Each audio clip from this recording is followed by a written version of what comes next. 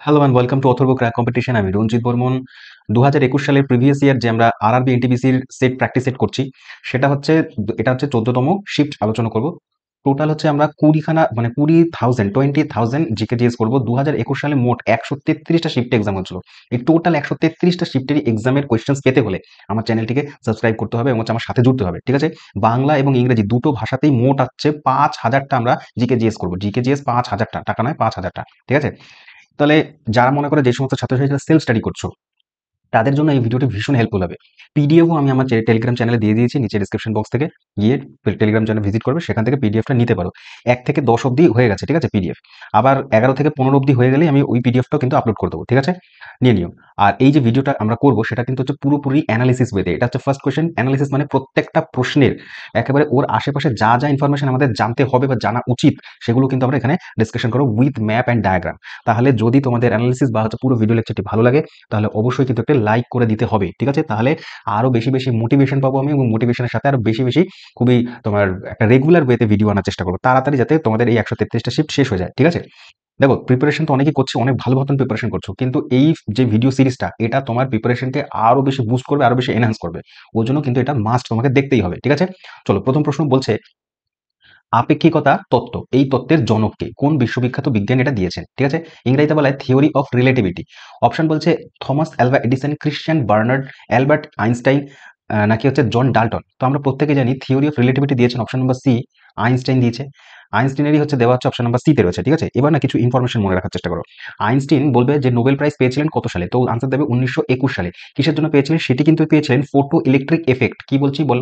Photo electric ইফেক্টের জন্য পেয়েছেন। এইটা আবিষ্কার করার জন্য তাকে ১৯২১ সালে নোবেল দেওয়া হয়েছিল। ঠিক আছে? আচ্ছা, আ তিনি হচ্ছেন সত্যেন্দ্রনাথ বসুর সাথে বোস-আইনস্টাইন কনডেনসেট বলে একটি আ ম্যাটার বা হচ্ছে পদার্থের 5th স্টেজ এইটা আবিষ্কার করেছেন। ঠিক আছে? যে পদার্থ ৩ প্রকারের, সাধারণত তরল, গ্যাসীয়, কঠিন। কিন্তু 4th স্টেটও রয়েছে, যেমন প্লাজমা স্টেট বলি, 4th স্টেট, এবং তারা দুজনে মিলে বলেছেন 4th স্টেটের বাইরেও ৫ম বলেও একটি অবস্থা রয়েছে। তো পদার্থের এখন বর্তমানে ৫ টি অবস্থা। ঠিক আছে? আচ্ছা, এডিসন ডিসি কারেন্ট আবিষ্কার করেছিল। মিসলেনিয়াস এর কোয়েশ্চেনস কিন্তু, ঠিক আছে? ডিসি কারেন্ট আবিষ্কার করেছে থমাস আলভা এডিসন। তিনি বাল্ব আবিষ্কার করেছিলেন। ওকে? জন ডাল্টন হচ্ছে পরমাণু তত্ত্বের জনক। পরবর্তী প্রশ্ন। ২ নম্বর বলছে যে which of the following is not a part of the Indian parliament. Indian পার্লামেন্টের পার্ট নয়। ঠিক আছে? কনস্টিটিউশন নয় কিন্তু, পার্লামেন্ট। তো কোয়েশ্চেন ভালো করে করতে হবে। রাষ্ট্রপতি, রাজ্যসভা, লোকসভা নাকি বিধানসভা? আমরা খুব ভালো মতো জানি যে পার্লামেন্ট ৩ টি অংশ নিয়ে তৈরি হয়। ২ টো হাউস, রাজ্যসভা এবং লোকসভা। সাথে হচ্ছে কিন্তু রাষ্ট্রপতি। তো অপশন নাম্বার ডি, রাজ্য বিধানসভা কি করে পার্ট হবে? ঠিক আছে? তো এটা হচ্ছে তোমার স্টেট লেজিসলেটিভ অ্যাসেম্বলির পার্ট। ওকে? প্রত্যেকটা স্টেটের মধ্যেই রয়েছে। আর্টিকেল যদি দেখতে লাগে, প্রেসিডেন্ট হচ্ছে আর্টিকেল নাম্বার 52, আর রাজ্যসভা হচ্ছে আর্টিকেল নাম্বার 80, আর লোকসভা হচ্ছে আর্টিকেল নাম্বার 79। ঠিক আছে? আর স্টেট অ্যাসেম্বলি শুরু হয় হচ্ছে ১৭০ থেকে, ১৭০ আর্টিকেল নাম্বার ১৭০ থেকে স্টার্ট হয়। পরবর্তী প্রশ্ন কি বলছে? বলছে আধার। এই কোয়েশ্চেন্সটা কিন্তু মার্ক করো আগে। স্টার মার্ক, ভীষণ ইম্পর্টেন্ট। এই ধরনের কোয়েশ্চেন্স কিন্তু সেন্ট্রাল গভর্নমেন্ট রেলওয়েতে তুমি কিন্তু আশা করতে পারো। এখান থেকে কোয়েশ্চেন আসবে। বলছে আধারে হচ্ছে তোমার ১২ খানা ডিজিট থাকে। তো এই ১২ খানা ডিজিট বা আধার কে ইস্যু করে নিম্নলিখিতর মধ্যে? বলছে unique identification authority of India. যদি আধার কার্ডটা বের করে দেখো, দেখো উপরে লেখাই রয়েছে। কি লেখা রয়েছে? U I A UIDAI, UIDAI মানে হচ্ছে unique identification authority of India. এরা হচ্ছে ইস্যু করে। আর আরো যে কোয়েশ্চেনটা আসতে পারে আধার কার্ড থেকে, মানে আধার রিলেটেড কোয়েশ্চেন, সেগুলো যেমন হচ্ছে মনে রাখবে আধার সর্বপ্রথম যেই জায়গাটাতে তোমার ইস্যু করা হয়েছিল সেটা হচ্ছে মহারাষ্ট্র রাজ্যে। ঠিক আছে? কোথায় ভাই? মহারাষ্ট্র রাজ্যে প্রথম ইস্যু করা হয়েছিল, যে একটা জায়গা রয়েছে তোমার নন্দুরবার বলে ডিস্ট্রিক্ট রয়েছে। নন্দুরবার, ঠিক আছে? এই নন্দুরবার একটা ভিলেজ রয়েছে, ভিলেজটার নাম হচ্ছে তেমভলি। ঠিক আছে? এই তেমভলি, বিএইচএলআই, ঠিক আছে? ভিএইচএলআই, এই তেমভলি নামক গ্রামটাতে প্রথম ইস্যু করা হয়েছিল ২০১০ সালে। মনে থাকবে? হুম, ২৯শে সেপ্টেম্বর। আরেকটা জিনিস মনে রাখার চেষ্টা করো, এইটা হচ্ছে ministry of electronics and information technology. Ministry of electronics technology, information technology, তারা হচ্ছে তোমরা এটা ইস্যু করে। ঠিক আছে? এই মিনিস্ট্রিটার নামও মনে রাখা যায়। ৪ নম্বর কোয়েশ্চেন বলছে নীতি আয়োগ ২০১৫ সালে কত তারিখে? আমি বহুবার বলেছি, এখানে আমি কি বলবো, প্রিভিয়াস ভিডিও দেখলেই বুঝতে পারবে। নীতি আয়োগ ২০১৫ সালে 1 জানুয়ারি। এটার তোমার চেয়ারম্যান হচ্ছে সবসময় প্রাইম মিনিস্টার হয়, পদাধিকার বলে। ওকে? আর প্ল্যানিং কমিশনকে তুলে এটা থেকে স্থাপন করা হয়েছিল। প্ল্যানিং কমিশন ১৯৫০ সালে স্থাপিত হয়েছে। বহুবার বলেছি আমি এগুলো। পরবর্তী প্রশ্ন বলছে who was the first governor general of free India বলেছে, মানে স্বাধীন ভারতের প্রথম গভর্নর জেনারেল কে? তো কোয়েশ্চেনটা খুব ভালো করে পড়তে হবে। Lord Mountbatten. Answer number A, option number এ হবে। এটা হচ্ছে প্রথম। আর লাস্ট যদি বলে আর একমাত্র ভারতীয়, সেটা হচ্ছে চক্রবর্তী রাজা গোপালাচারিয়া, ঠিক আছে, চক্রবর্তী রাজা গোপালাচারী, তিনি হচ্ছেন প্রথম, ঠিক আছে, মনে থাকবে।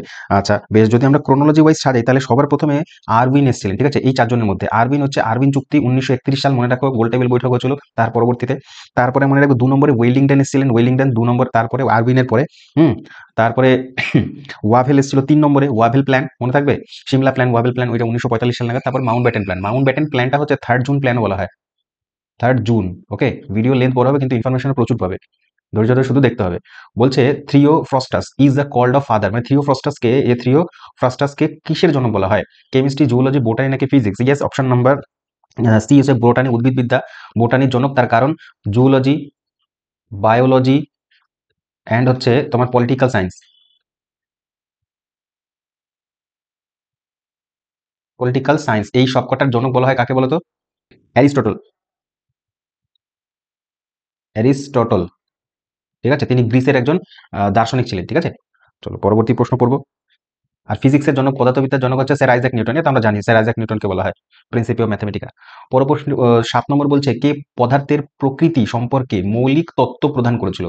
বলছে পদার্থের মৌলিক তত্ত্ব মানে পদার্থ বা ম্যাটার কিভাবে কাজ করে, তার নেচার কি, এই যে matter of nature of matter, ঠিক আছে, তার প্রকৃতি কিরকম হয়, এই যে বেসিক যে থিওরিটা, এটা সর্বপ্রথম দিয়েছিল মেন্ডেল, হতেই পারে না। তারপরে ডাল্টন, মিল্টন নাকি Lavoisier? Answer is option number B. খুব ভালো করে কোয়েশ্চেনগুলো পড়লেই আনসার আমরা করতে পারতাম, ইজি ছিল, সহজ ছিল প্রশ্নটা, ঠিক আছে। বলছে একটি ম্যাটার এলিমেন্ট কিভাবে কিরকম ভাবে তোমার বিহেভ করবে সেটা ডিপেন্ড করে তার ভেতরে কি কি অ্যাটমস রয়েছে, ঠিক আছে। আর অ্যাটম তত্ত্বই তো দিয়েছিল হচ্ছে ডাল্টন, আমি একটু আগে জাস্ট বলে আসলাম, ঠিক আছে, মনে থাকবে। আর তিনি এটাই বলেছিলেন, তার যে তত্ত্ব ছিল, থিওরি ছিল, সেটার মধ্যে বলছে যে যত অ্যাটমস রয়েছে এলিমেন্টের ভেতরে সেই অ্যাটমগুলোর যে সাইজ, শেপ, স্ট্রাকচার এগুলো সেম হয়, ঠিক আছে, অ্যাটমের সাইজ স্ট্রাকচার সেম হবে কিন্তু সেম এলিমেন্টের মধ্যে। ওকে, আবার কি, আবার বলছে যে মনে করো যে দুটো এলিমেন্ট যখন নাকি মনে করো রাসায়নিক বিক্রিয়াতে অংশগ্রহণ করবে, পার্টিসিপেট করবে, তার ভেতরে থাকা ওই এলিমেন্টের ভেতরে থাকা অ্যাটম গুলো পার্টিসিপেট করবে, ঠিক আছে, ইলেকট্রন, প্রোটন, যে এগুলো রয়েছে না অ্যাটমস গুলো, তারাই পার্টিসিপেট করে। তাহলে আমি বলতে চাইছি রাসায়নিক বিক্রিয়ার মধ্যে পার্টিসিপেট করেছে অ্যাটম, এটা বলেছিল ডাল্টন। আচ্ছা ল্যাভোইসিয়ার আনসারে আছে, ল্যাভোইসিয়ার অক্সিজেনের নামকরণ করেছিল, যেটা একটা অক্সিজেন, মানে এটা হচ্ছে অক্সিজেন, এটা নামকরণ করেছিল ল্যাভোইসিয়ার, কিন্তু অক্সিজেন আবিষ্কার করেছিল প্রিস্টলে, প্রিস্টলে তিনি আবিষ্কার করেছিলেন, নামকরণ করে ল্যাভোইসিয়ার। চলো পরবর্তী প্রশ্ন 8 নম্বর। স্ট্যাচু অফ ইউনিটি কোন স্টেটের মধ্যে রয়েছে? এইটা তো মানে সোজা কোশ্চেন সব থেকে, অপশন নাম্বার সি গুজরাটে অবস্থিত, কারণ সব থেকে সোজা কোশ্চেন, আমরা প্রত্যেকে জানি।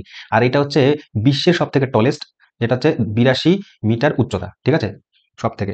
এই যে হচ্ছে পিকচার, এটা হচ্ছে তোমার Sardar Vallabhbhai Patel Statue of Unity. Sardar Vallabhbhai প্যাটেলের বার্থডে হচ্ছে 31শে অক্টোবর, এই দিন হচ্ছে একতা দিবস পালন করা হয়, ঠিক আছে। আর এইটা যেখানে অবস্থিত সেটা হচ্ছে গুজরাটের এই পোর্শনটাতে পড়ে, ঠিক আছে, দেখো ভালো করে দেখবে, এটা হচ্ছে সুরাট, দেখতে পাচ্ছ। আর সুরাটের পাশ দিয়ে একটা নদী প্রবাহিত হয়েছে, এটা হচ্ছে তোমার তাপি রিভার, ঠিক আছে। তো তাপ্তি নদীর তীরে সুরাট অবস্থিত, সুরাটের কাছেই অবস্থিত হচ্ছে এই যে জায়গাটা। পরীক্ষায় প্রশ্ন অনেকবার এসছে যে অ্যাকচুয়ালি কোথায় অবস্থিত, গুজরাটের জায়গাটার নাম হচ্ছে কেওয়াদিয়া, কেওয়াদিয়া, ঠিক আছে। আর এই কেওয়াদিয়ার এখন বর্তমান নাম হচ্ছে একতানগর। কেন একতানগর? একতানগর কারণ নাম হচ্ছে যে একতা দিবস মানে ইউনিটি, স্ট্যাচু অফ ইউনিটি, সেই কারণে ইউনিটি থেকে একতা। আর এই যে নদীটা, এটা হচ্ছে তোমার তাপ্তি নদী, না না, এটা হচ্ছে তোমার এই নর্মদা নদী, নর্মদা, অবস্থিত হচ্ছে নর্মদা নদী সর্দার সরোবর ড্যামের কাছে, ঠিক আছে, এখানে একটা ইয়ে রয়েছে, বাঁধ রয়েছে, সর্দার সরোবর ড্যাম, এই ড্যামটার কাছে নর্মদা নদীর তীরে কেবাদিয়াতে অবস্থিত, ঠিক আছে। আর শহরটা হচ্ছে সুরাট, যেটা হচ্ছে তাপ্তি নদীর তীরে অবস্থিত। খেয়াল রাখবে, ইনফরমেশন প্রচুর বলেছি, একদম তোমাদের মাথায় বসে যাওয়ার কথা। চলো পরবর্তী প্রশ্ন। নেক্সট হচ্ছে the reason were all the light from the sources block razor call. ভালো করে কোশ্চেনটা শুনবে, কি বলছে? বলছে যে অঞ্চলে উৎস থেকে সমস্ত আলো অবরুদ্ধ করা হয়, মানে উৎস থেকে একটা আলো আসছে, সেই আলোটা পরবর্তীকালে কি হয়ে যাবে, এখানে আর পড়বে না, শ্যাডো পড়ে যাবে পুরোপুরি, ঠিক আছে, আলোটাকে আটকে দেওয়া হলো, সেই পরিস্থিতিটাকে কি বলবো? নিউমরা, শ্যাডো, আন্তমরা নাকি উমরা? কোয়েশ্চেনটা অনেকেই খুব মাথার উপর দিয়ে যাবে, অনেকেরই মাথার উপর দিয়ে যাবে। এবার যদি আমি একটা ডায়াগ্রাম দেখাই তাহলে খুব ভালো করে বুঝতে পারবে অ্যাকচুয়ালি কোয়েশ্চেনটা চেয়েছেটা কি। হ্যাঁ, এটা হচ্ছে সান, সূর্য, পৃথিবী এবং মুনের অবস্থানের যে ইয়েগুলো নামগুলো, সেগুলোকেই বলা হয়। যখন পুরোপুরি কমপ্লিট অমাবস্যা হবে, তোমরা এইখানে অবস্থিত থাকবে, মানে চাঁদ পৃথিবীর ঠিক পুরো একদম মেইন শ্যাডো অঞ্চলে পড়বে। এখানে পৃথিবীর পেছনে অবস্থিত হওয়ার কারণে পুরো শ্যাডো অঞ্চলে পড়ে, সানের কোনো লাইটই তোমার মুনের গায়ে পড়ে না, তাই মুন থেকে কোনো লাইট রিফ্লেকশন হয় না, তাই আমরা মুনকে দেখতে পারি না। এই পোর্শনটাকে বলা হয় উমরা। দেখো পুরো ব্ল্যাক, একদম ব্ল্যাক, এই যে একটু একটু একটু যে চাপটা দেখা যাচ্ছে না, এটা পুরোপুরি ব্ল্যাক, দেখতেই পারবো না, ঠিক আছে। তো কমপ্লিট যখন শ্যাডো হবে সেই অঞ্চলটাকে বলবো, সেই অবস্থানটাকে বলবো আমরা উমরা, ঠিক আছে। এবার যখন মনে করো এই সাইড থেকে একটু একটু তোমার যে শ্যাডো অঞ্চলটা মনে করো হালকা হালকা লাইট, হালকা হালকা ইয়ে, এই পোর্শন দুটোতে যখন থাকবে তখন পিউমরা বলবো, নিউমরা বলবো, সরি এটা নিউমরা, ঠিক আছে। কিরকম দেখতে লাগবে? চাঁদকে যেরকম দেখতে লাগবে, ঠিক আছে? এমন দেখতে লাগবে এবং পুরো রিং এর মতন যখন দেখতে লাগে যখন হচ্ছে এই ডিসটেন্সে পড়ে, এতটা ডিসটেন্সে পড়ে, এই জায়গাটাতে পড়ে। ঠিক আছে? পুরোপুরি একেবারে লাইটও নয়, শ্যাডোও নয়, এরকম একটা জায়গাতে পড়বে। সেই অবস্থানটাকে বলা হয় আনতুমরা। ইয়ে করে ভালো করে ডায়াগ্রামটা যদি দেখো তাহলে বুঝতে পারবে ৩ টি অবস্থান। ঠিক আছে? উমরা, পিউমরা, নিউমরা এন্ড হচ্ছে তোমার আনতুমরা। উমরা, নিউমরা এন্ড হচ্ছে আনতুমরা। Next question. ডায়াগ্রামগুলো এইভাবে এইজন্যই আনি, আমি এটা বলেও দিতে পারতাম মুখে। কিন্তু হচ্ছে কি ডায়াগ্রাম মানে কি হয়, আমাদের আন্ডারস্ট্যান্ডিংটা বেস্ট হয়, ভালো হয়। ঠিক আছে? চলো পরের প্রশ্ন কি বলছে? বলছে যে নিচের কোন নীতিটি সৌর বিদ্যুৎ ব্যবস্থার সাথে সম্পর্কিত? কি বলছে নামটা? বলছে সোলার পাওয়ারের সাথে সম্পর্কিত নিম্নলিখিত কোনটা? Photovoltaic effect, photo electric effect, photo kinetic effect নাকি হচ্ছে ফটোসিনথেসিস? ফটোসিনথেসিস হয় কোনোদিন বায়োলজির এটা উদ্ভিদরা করে থাকে। সৌরবিদ্যুৎ, সৌরবিদ্যুৎ হচ্ছে ফটোভোল্টাইক। অপশন নাম্বার এ, এটা সোজা প্রশ্ন। ঠিক আছে? এটা একেবারেই সোজা। আর ফটো ইলেকট্রিক যেটা একটু আগে বললাম 1921 সালে নোবেল পেয়েছিল এই ফটো ইলেকট্রিক আবিষ্কারের ফলে। ঠিক আছে?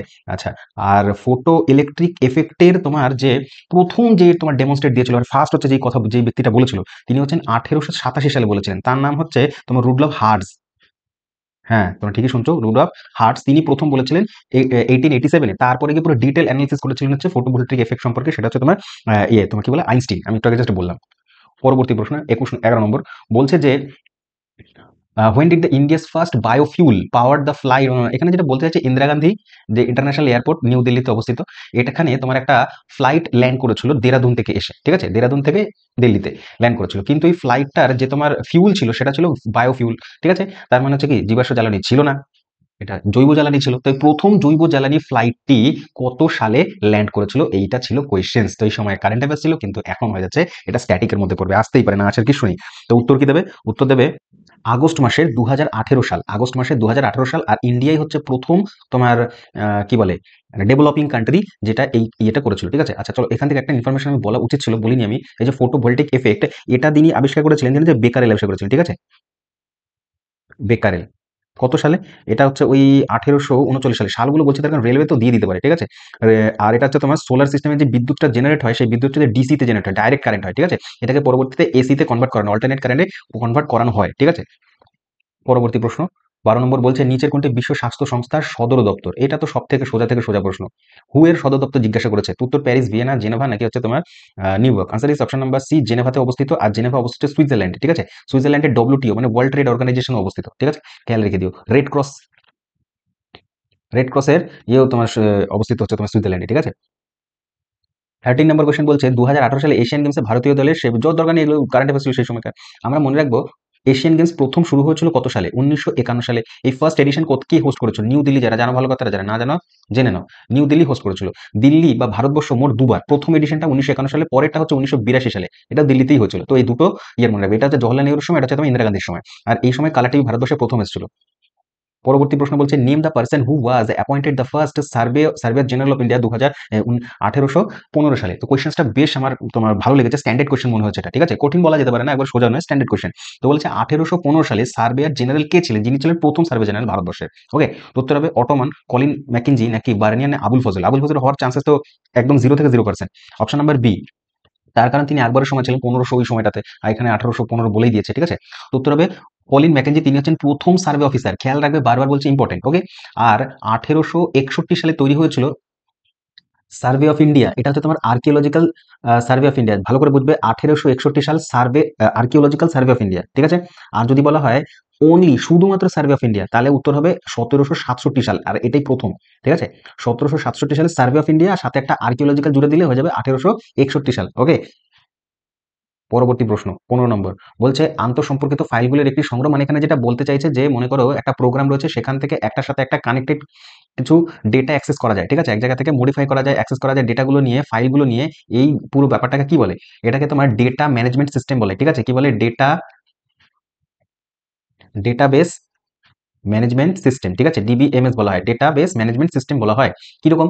দেখো, আমরা যখন এক্সেল করি, এক্সেলে কি করি? এক্সেলের মধ্যে সমস্ত মনে করো ইনফরমেশন একসাথে রাখার চেষ্টা করি, যে কি নাম, হ্যাঁ, কোন মনে করো একটা ছোটবেলা আমরা করেছি না, যখন আমরা কম্পিউটার কোর্স করতাম, সেখানে কি হতো, ডেটাবেস গুলো একটা ব্যক্তির সম্পর্কে, তার হচ্ছে সমস্ত একটা কোম্পানি সম্পর্কে সমস্ত কিছু আমরা ডিটেল রেখে দিতাম। তো ওইগুলোকেই বলা হয় ডেটাবেস, যেখানে হচ্ছে তোমার ডেটা একসাথে স্টোর করা হয়। ঠিক আছে? তখন পুট করলে ওই বিষয় সম্পর্কে সমস্ত কিছু ডেটা আমাদের সামনে চলে আসে, এগুলোকে স্টোর করে রাখতে লাগে, সেটাকে বলা হয় ডেটাবেস ম্যানেজমেন্ট সিস্টেম। ওকে, বেশ ভালো কথা। পরবর্তী প্রশ্ন বলছে গঙ্গা গ্রাম প্রজেক্ট স্টার মার্ক কোয়েশ্চেন্সটা ভীষণ ভীষণ ইম্পর্টেন্ট। তার কারণ প্রজেক্ট থেকে স্কিম থেকে কোয়েশ্চেন্স খুব আসার চান্সেস 90% চান্স রয়েছে, ঠিক আছে, কারণ সেন্ট্রাল গভর্নমেন্টের স্কিম থেকে কোশ্চেন আসবে। এটা বলেছে গঙ্গা গ্রাম প্রজেক্ট। ওকে, এটা লঞ্চ হয়েছিল কত সালে বলেনি, বলছে কোন মিনিস্ট্রি, ওই জন্যই আমি বলে দিলাম যে আধারকে ইয়ে করে, আধার কার্ড, আধার কার্ড ইমপ্লিমেন্ট করে হচ্ছে তোমার electronics and information technology, electronics and information technology Aadhaar implement করে। আর এই প্রজেক্টটা ইমপ্লিমেন্ট করেছিল হচ্ছে option number D, ministry of drinking water and sanitation, পানীয় জল ও স্যানিটেশন মন্ত্রক। তারা, তার মানে বুঝতেই পারছো যে পানীয় জল এবং হচ্ছে স্যানিটেশনের জন্য করা হচ্ছে। তো গ্রাম মানে কি, গঙ্গার ধারে যে সমস্ত গ্রামগুলো রয়েছে সেই গ্রামে কি করবে তোমার ড্রিঙ্কিং ওয়াটার সাপ্লাই করবে, কিন্তু সেটা স্যানিটেশন এবং হচ্ছে প্রচুর পরিমাণে কি বলে পিউরিফিকেশন, পিউরিফায়ার মাধ্যমে জল দেওয়ার চেষ্টা করবে। তো সেইটাই হচ্ছে তোমার গঙ্গা গ্রাম প্রজেক্ট। আর এটা এসেছিল তোমার 2017 সালে। গঙ্গা রিলেটেড একটা বোঝা নমামি গঙ্গে, মনে রাখবে কি বললাম, নমামি গঙ্গে, এটা 2014 সাল মোদি ইলেক্টেড হয়ে এসেই এটা করেছিলেন। আরেকটা ছিল হচ্ছে তোমার গঙ্গা অ্যাকশন প্ল্যান, অনেক আগে এটা, গঙ্গা অ্যাকশন প্ল্যান। আর এটা কত সালে ছিল, 1986 সালে। আর এই সময় রাজীব গান্ধী ছিলেন। তো দুটোই হচ্ছে গঙ্গা ক্লিন জন্য, ঠিক আছে। গঙ্গা অ্যাকশন প্ল্যান এটাই ছিল যে গঙ্গার সাথে, জলের সাথে যে সমস্ত ফ্যাক্টরি, যে জৈব মানে ফ্যাক্টরি যে সমস্ত তোমার ওয়েস্টগুলো, এগুলো যাতে কেমিক্যাল ওয়েস্ট, এই সমস্ত ওয়েস্টগুলো যেন না মেশে, গঙ্গাকে পরিষ্কার রাখে, দুটো এটাই। পরবর্তী প্রশ্ন বলছে how many Times India enter the ICC cricket world cup ODI final. দেখো ভালো করে বুঝবে, তাড়াহুড়ার মাধ্যমে কোশ্চেনটা ভুল হয়ে যাওয়ার চান্স রয়েছে। এখানে বলেনি কতবার জিতেছে, বলেছে কতবার এন্টার করেছে ফাইনালে। যদি জিতেছে বলতে তাহলে 2বার করেছে, কিন্তু অনেকে হয়তো জানো না, কিন্তু ম্যাক্সিমাম জানবে, ছেলেরা তো জেনে যাবে, জানোই যে 3বার ইন্ডিয়া ফাইনাল খেলেছে, 3বার ক্রিকেটে, ঠিক আছে। আচ্ছা, ইয়ারগুলো ভালো করে সুন্দর করে আমাকে কমেন্ট বক্সে জানাবে কোন কোন বছর ফাইনাল খেলেছে, ঠিক আছে। আইসিসি ওডিআই বলেছে কিন্তু, ঠিক আছে, কিন্তু এখন বর্তমানে এই সিচুয়েশনে দাঁড়িয়ে মানে 2024-এ দাঁড়িয়ে, ঠিক আছে, উত্তর কিন্তু 4 হয়ে যাবে, 4 উত্তর হবে ডি, কিন্তু তখন তোমার অপশন নাম্বার ডি ছিল। ওকে, রাইট করে দিন, নাহলে তোমরা আবার কমেন্ট বক্সে বলবে। তো অপশন নাম্বার বি এখন উত্তর অনুযায়ী সালগুলো কিন্তু অবশ্যই আমাকে জানিয়ে দিও। পরবর্তী প্রশ্ন, নেক্সট কোশ্চেন। আচ্ছা, যেগুলো বলি আমি কমেন্ট বক্সে জানাতে, একটু জানিয়ে দিও, তোমাদের মাধ্যমে তোমরা যদি জানো তাহলে তোমাদের দ্বারা কিন্তু আরো অনেকেই কিন্তু উপকৃত হবে, ঠিক আছে। তো কি বলছে, বলছে কে তার সাম্রাজ্যকে সিন্ধু সভ্যতা থেকে বাংলার সোনার উপত্যকা নামক একটি জায়গায় যে শক্তিশালী সুসংগত করার চেষ্টা করেছিল। মানে এখানে বলতে চাইছে যে শাহী বা রয়্যাল রোড স্থাপন করেছিলেন কে, আর যেটা ছিল হচ্ছে কোথায়, ইন্ডাস ভ্যালি, মানে সিন্ধু মানে ইন্ডাস ভ্যালি মানে সিন্ধু উপত্যকা থেকে শুরু করে রাস্তাটা শুরু হতো এবং ভারতবর্ষের সোনার ভ্যালি বেঙ্গল পর্যন্ত এই রাস্তাটা আসতো। তার যে পুরো এই যে এরিয়াটা জুড়ে তার যে সাম্রাজ্য ছিল, সেই সাম্রাজ্যের কমিউনিকেশন এবং হচ্ছে তাদের মধ্যে যে তোমার দ্রুত যাতায়াত ব্যবস্থাকে ডেভেলপ করার জন্য এটা কে করেছিল, শাহী বা রয়্যাল রোড। মনে করে দেখো জিটি রোড পড়েছে নাকি, গ্র্যান্ড ট্রাঙ্ক রোড, এটাই তো অপশন নাম্বার এ, শেরশাহ সূরি, তিনি শুরু করেছিলেন কলকাতা থেকে শুরু করে নিয়ে অমৃতসর পর্যন্ত, ঠিক আছে, একদম তোমার অব্দি যেত, অমৃতসর থেকে পেরিয়ে বর্ডার ক্রস, এখন তো বর্ডার হয়ে গেছে, তখন ছিল না, পাকিস্তান তো আমাদের ছিল, তো সেটা ছিল পুরোপুরি লাহোর পর্যন্ত। ওকে, তো এতটা ছিল, শেরশাহ সূরি করেছিলেন। শেরশাহ সূরি হচ্ছে তোমার আসল নাম ফরিদ খাঁ, ফরিদ খাঁ। আর ইনি বিহারের বাহার খাঁ লোহানির লোহানির দরবারে ছিল, লোহানি, ঠিক আছে। শের খান নাম তিনি দিয়েছিলেন, তার পরবর্তীতে শের শাহ নাম হয়, তাহলে ছোটবেলার নাম ফরিদ খাঁ, তারপরে শের খাঁ, তারপরে শের খাঁ থেকে শের শাহ। ওকে, তিনি হচ্ছেন হুমায়ুনকে 2বার হারিয়েছিল, একটা হচ্ছে তোমার 1538-এ, আরেকটা হচ্ছে তোমার 1539 সালে চৌসার যুদ্ধ, বিল্লগ্রামের যুদ্ধ, আর এটা এটা চৌসার যুদ্ধ 38-এ, আর কনৌজের যুদ্ধ, বিল্লগ্রামের যুদ্ধ হচ্ছে 39-এ, ঠিক আছে। আর কি মনে রাখবে, হ্যাঁ আরেকটা কোশ্চেন খুব ঘুরে ফিরে আসে শেরশাহ থেকে। শেরশাহ হচ্ছে তোমার একজন হিন্দু সেনাপতি ছিল, নাম হচ্ছে ব্রহ্মজিৎ গৌর, ব্রহ্মজিৎ গৌর। আরেকটা জিনিস মনে রাখবে যে তার মৃত্যু হয়েছিল হচ্ছে বুন্দেলখণ্ডে, বুন্দেলখণ্ড বলে একটা জায়গা রয়েছে, সেখানে কালিঞ্জ দুর্গে ওই ইয়ে করতে গিয়ে ওইখানটাতে তোমার বারুদের ইয়েতে বিস্ফোরিত হয়ে মারা গেছে। তার টোম বা সমাধি রয়েছে তোমার বিহারের সাসারামে, সাসারামে রয়েছে বিহারে। পরবর্তী প্রশ্ন কি বলছে, 1770 সালে বলছে ইউরোপিয়ান ম্যানেজমেন্ট দ্বারা ভারতবর্ষের মাটিতে কলকাতাতে স্থাপিত হয়েছিল প্রথম ব্যাংক কোনটা। বলছে কি, which of the following bank was establish India at কলকাতাতে, যেটা ইউরোপিয়ান ম্যানেজমেন্ট 1770 সালে। সেই ব্যাংকটা bank of India, bank of Hindustan, Indus bank of India, national bank of India, নাকি ব্যাংক অফ হিন্দুস্তান। তো answer is yes, option number D, bank of Hindustan ছিল 1770 সালে ভারতের মাটিতে প্রথম ব্যাংক ছিল, এটা ব্রিটিশরা দ্বারাই এটা স্থাপিত হয়েছে, তাও আবার আমাদের মাটিতে কলকাতাতে, ঠিক আছে। আচ্ছা, আর কি মনে রাখবো, মনে রাখবো হচ্ছে ব্যাংক অফ ইন্ডিয়া, এটা 1906-এ বোম্বেতে তার হেডকোয়ার্টার, 1906 ব্যাংক অফ ইন্ডিয়া বই। ওকে, আচ্ছা বেশ। প্রথম পাবলিক সেক্টর ব্যাংক সেটা হচ্ছে এলাহাবাদ ব্যাংক, পাবলিক নয়, তোমার কি বলে প্রাইভেট। এটা 1865 না 56, 65, 1865 সাল,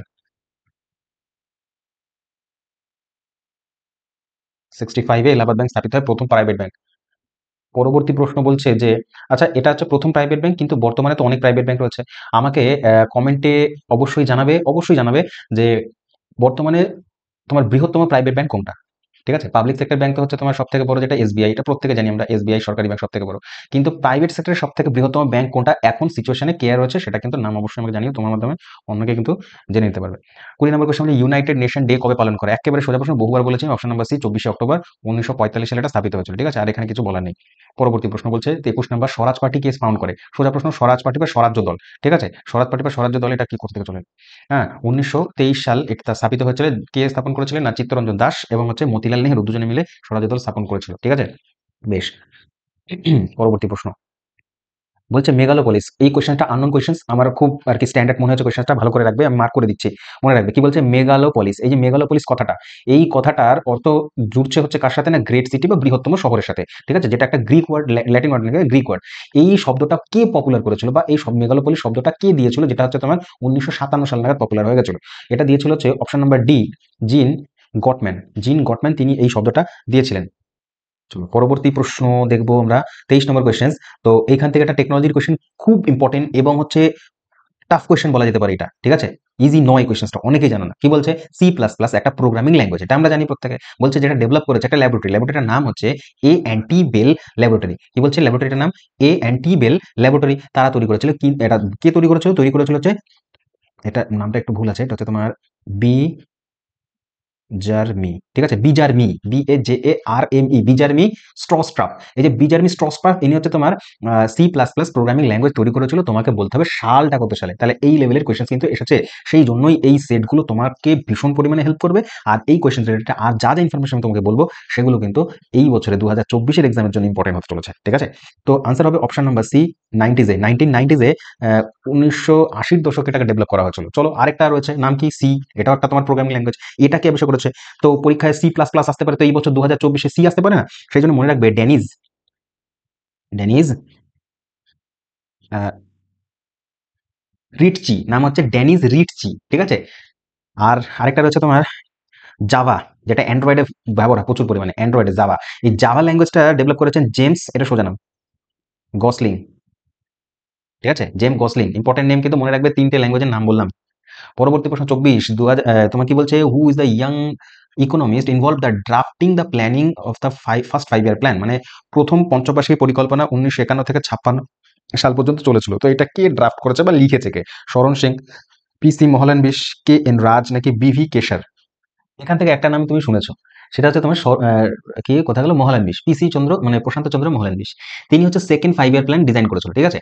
বা ড্রাফট করেছিল। আর ফার্স্ট এটা যিনি ড্রাফট করেছেন, option number C, KN Raj.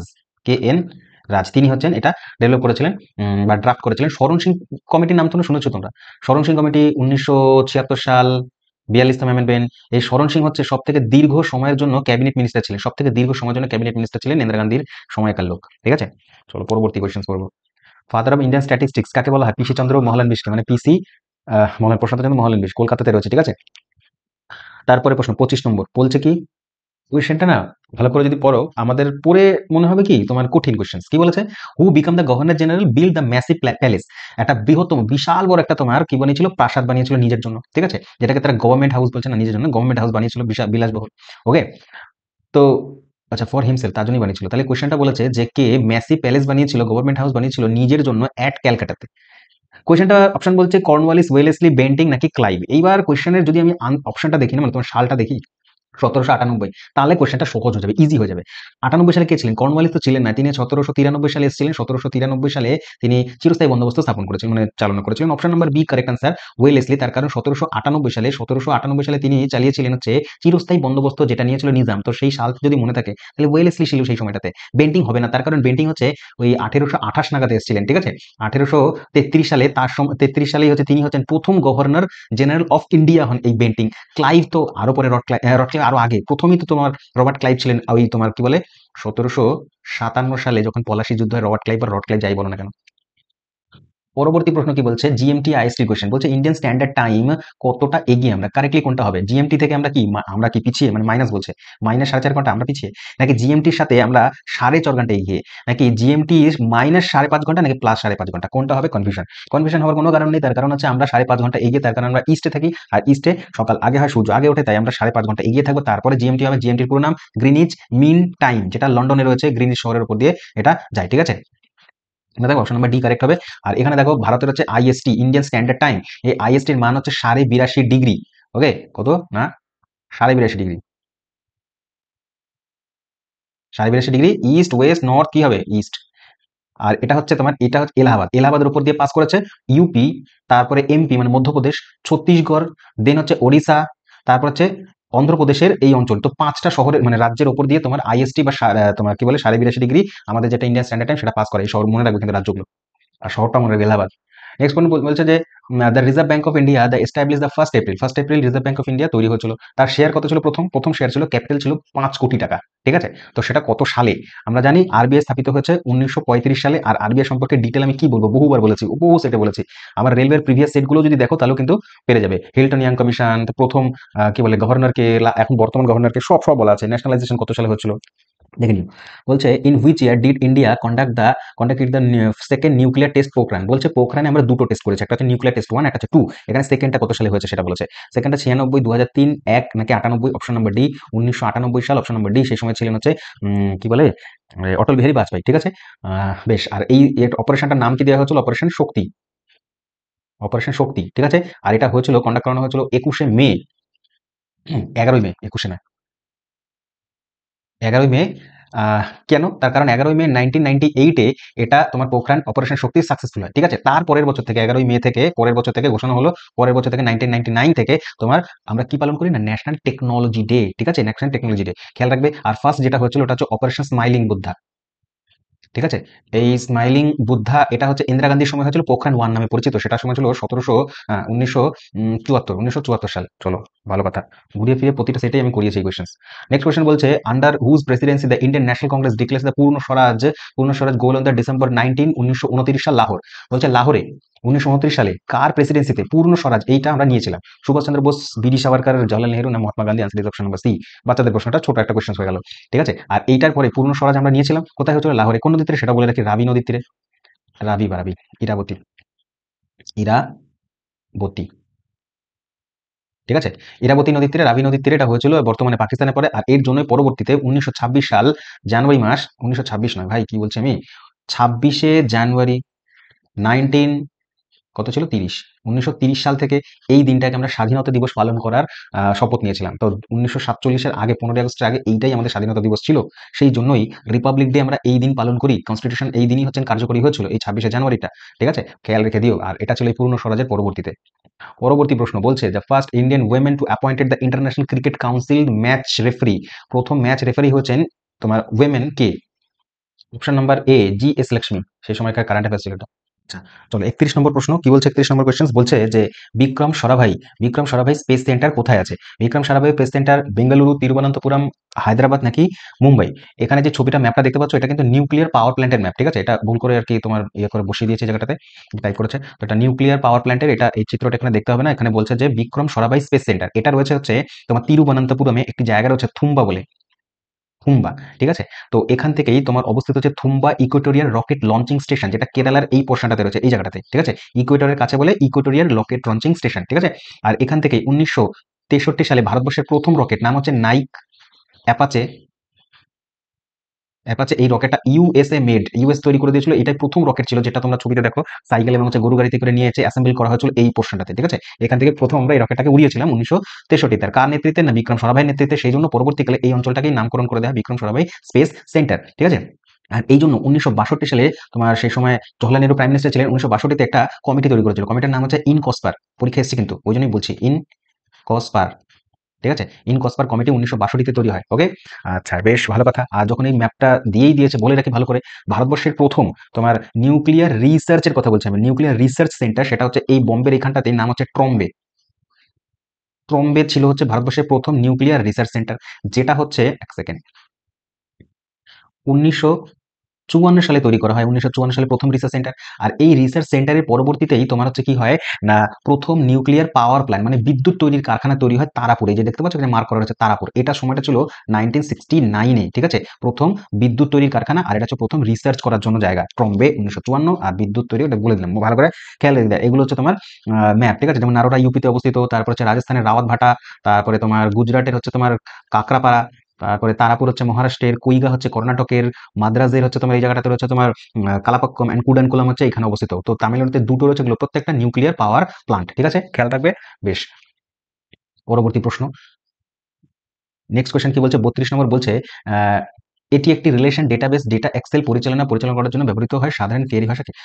The simple query language used for accessing, handling and হচ্ছে ম্যানেজিং ডেটা। একটু আগে তোমার ডেটাবেসের কথা বলছিলাম, তো ডেটাবেস রিলেশনের মধ্যে থেকে নিয়ে কি করা হয়, অ্যাক্সেস করা হয় ডেটাগুলোকে, তারপরে ডেটাগুলোকে এডিট ফেডিট যাই হোক না কিছু যে কাজে লাগাবো সেটার কি ভাষায় করা হয়, এটা কি ডিএমএল, আইএসও নাকি এসকিউএল নাকি ডিডিএল? Q for query. ঠিক আছে, simple query language, option number C. কোয়েশ্চেনটা এত সোজা ছিল। ঠিক আছে, 33 নম্বর বলছে which of the following cities is known as the city of palace. দেখো সিটি অফ প্যালেস কি, জয়পুর, লখনৌ, কলকাতা না পাটনা? সবকিছু ঠিকই ছিল, কিন্তু জয়পুর, কলকাতা আনসার করে আসবে, অপশন নাম্বার সি, কলকাতা। একদম কলকাতা হচ্ছে সিটি অফ প্যালেস, কিন্তু তোমার জয়পুরকে এখানে দেওয়া উচিত হয়নি, জয়পুরকেও সিটি অফ প্যালেস বলা হয়, জয়পুরকেও সিটি অফ প্যালেস বলে, কিন্তু আনসার কিন্তু সেই বছর কলকাতায় নিয়েছিল, তো একসাথে পড়ে গেলে কনফিউশন হয়ে যাবে আর কি, এটাই একটা ব্যাপার। ঠিক আছে, তোমার সিটি অফ প্যালেস হচ্ছে তোমার জয়পুরকেও বলে এবং জয়পুরকে পিঙ্ক সিটিও বলে। কেন করেছে রেলওয়ে কোয়েশ্চেন জানি না, জয়পুর হচ্ছে আর কলকাতা দুটোই হচ্ছে city of palace. 34 number question বলছে যে 6টি জনবহুল দেশ যে কোন মহাদেশে পড়ে। এইটা তো একেবারে বেসিক একটা কোয়েশ্চেন হয়ে গেল। বলছে যে সব থেকে 6খানা বড় বড় জনবহুল দেশ রয়েছে কোন কন্টিনেন্টের মধ্যে, এশিয়া, নর্থ আমেরিকা, আফ্রিকা নাকি সাউথ আমেরিকা? ডি, এশিয়াতে। চায়না, পাকিস্তান, তারপরে ইন্ডিয়া, বাংলাদেশ, এটা কোথায় পড়ে? এশিয়াতেই পড়ে, এরাই হচ্ছে সব থেকে জনবহুল জায়গা। তারপরে কোয়েশ্চেন বলছে, এই কোয়েশ্চেনটা ভীষণ ভালো, খুবই সুন্দর স্ট্যান্ডার্ড একটা কোয়েশ্চেন, স্টার মার্ক করবে, খুবই ভালো প্রশ্ন এটা। বলেছে যে কোন শহরে জিরো মাইল স্টোন নামে একটি স্টোন রয়েছে, যেটি হচ্ছে তোমার 4টি হর্স রয়েছে এবং একটা পিলার রয়েছে। ঠিক আছে, স্যান্ড স্টোন দ্বারা তৈরি হয়। ঠিক আছে, মানে এই যে জিরো মাইল স্টোন রয়েছে কোথায়, স্তম্ভ রয়েছে 4খানা তোমার বেলে পাথর দ্বারা তৈরি এবং 4টি ঘোড়া রয়েছে। এই স্থানটা ভারতবর্ষের কোন রাজ্যে? সুরাট, ভোপাল, নাগপুর নাকি ইটারসি? তো answer is Nagpur, option number C. Interesting বিষয় কি জানো তো? ইন্টারেস্টিং বিষয় এই যে তার স্ট্রাকচার, যে 4টে দেখো ঘোড়া রয়েছে, 4টে ঘোড়া এবং একটা পিলার রয়েছে বেলে পাথর দ্বারা তৈরি, এইখানটাতে রয়েছে তোমার ভারতবর্ষের নাগপুর অবস্থিত, মহারাষ্ট্রের একটি শহর, একদম মিডিল পোর্শনে পড়ে, ভারতবর্ষের একদম মাঝখানে পড়ে। ইন্টারেস্টিং বিষয় হচ্ছে এই জায়গাটা যে এটা ব্রিটিশরা তৈরি করেছিল এবং ব্রিটিশরা বলছে যে এখান থেকে বোম্বের দূরত্ব, এখান থেকে কলকাতার দূরত্ব, এলাহাবাদের দূরত্ব, চেন্নাইয়ের দূরত্ব, ব্যাঙ্গালোরের দূরত্ব, প্রত্যেকটা শহরের দূরত্ব প্রায় সেম, ডিস্টেন্স প্রায় সেম। ঠিক আছে, এটা হচ্ছে নাগপুর একদম মিডিল পোর্শনে পড়ে, এই জন্যই এইটা তোমার বানানো হয়েছিল। তো মনে রাখবে জিরো মাইলস্টোন, স্টার মার্ক।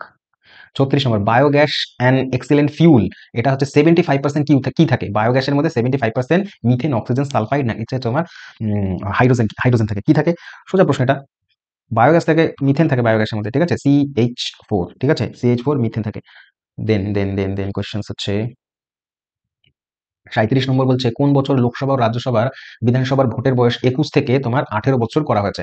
এই কোয়েশ্চেনটা পুলিশ এক্সাম এসছে, ডব্লিউবিসি এসছে, রেলওয়েতে এসছে, কোথায় না এসছে কোয়েশ্চেনটা। ঠিক আছে, তো বলছে কোন বছর 21 থেকে কমিয়ে 18 বছর করা হয়েছিল ভোটিং এজ? সেটা করা হয়েছিল, যা যা কোয়েশ্চেন আসে এখান থেকে সব কটা বলে দেবো। ঠিক আছে, সেটা করা হয়েছিল 1998, 88, 2001 নাকি 1991 সাল। অ্যামেন্ডমেন্টটা হয়েছিল অপশন নাম্বার বি তে, 61st অ্যামেন্ডমেন্ট, মানে সংশোধনী নাম্বার 61, এটাও কোয়েশ্চেন আসছে সংশোধনী নাম্বার, সালটা ছিল 1988, কিন্তু ইমপ্লিমেন্ট হয়েছিল 1989 থেকে। কোয়েশ্চেনটা ভালো করে বুঝবে, যদি অ্যামেন্ডমেন্ট বলে তাহলে হচ্ছে এইটা সাল। ঠিক আছে, আর কবে থেকে চালু হয়েছে যদি বলে তাহলে হচ্ছে 89 সাল, ভালো করে খেয়াল রাখবা। ফেমাস সিঙ্গার এবং হচ্ছে যিনি ভারতরত্ন অ্যাওয়ার্ডী একজন, তিনি একজন গায়কও বটে এবং হচ্ছে পরবর্তীকালে ভারতরত্নও পেয়েছেন, ভূপেন হাজারিকা। তিনি কোন রাজ্য থেকে বিলং করেন, তার স্টেট কোনটা, কোন স্টেটের মানুষ তিনি? ঠিক আছে, এরা তো এরকম প্রিভিয়াস ইয়ার ভিডিও দেখলে আমার পেয়ে যাবে, বহুবার করে দিয়েছি। ভারতরত্ন ভূপেন হাজারিকা, তিনি হচ্ছেন আসামের লোক। কেন? তার কারণ একটু যদি ভালো করে পড়াশোনা করো তাহলে বুঝতে পারবে, আসামে একটা ব্রিজ রয়েছে ব্রহ্মপুত্রের ওদের, ভূপেন হাজারিকা ব্রিজ, তো তার নাম অনুসারেই রয়েছে। ঠিক আছে, পরবর্তী কোয়েশ্চেন বলছে হু বিল্ড দ্য বুলন্দ দরওয়াজা। এই কোয়েশ্চেনটা রিপিটেডলি আমি করেছি প্রিভিয়াস ইয়ার যে সমস্ত আমি সেটগুলো করেছি, এটা 14 নম্বর সেট চলছে আমাদের, এর আগে যে 13টা সেট করেছি না, প্রায় 3-4টে কোয়েশ্চেন সেটের মধ্যে আমি বুলন্দ দরওয়াজা সম্পর্কে পড়িয়েছি।